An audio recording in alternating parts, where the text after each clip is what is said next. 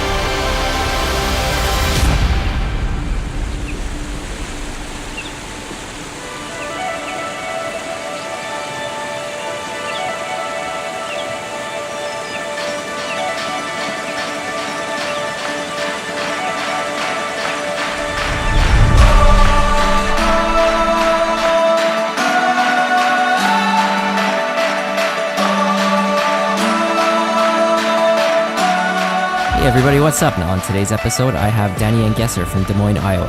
Have you looked at making any connections with other drone pilots in your area? Like not necessarily trying to work with the competition, but find somebody who also has the hands and the interest. So when something comes up for dual op, that you could work together. Yeah, definitely. I've got a network. I'm a admin in a group. If you look on Facebook, called the Des Moines UAV Club. And we have about over 500 members. Most of those are local to either Des Moines area or Iowa. Some go over the border as well. We have a nice community, Facebook community there to create those relationships for whether it's partnerships or just hanging out or exchanging information as far as tips and gear or techniques.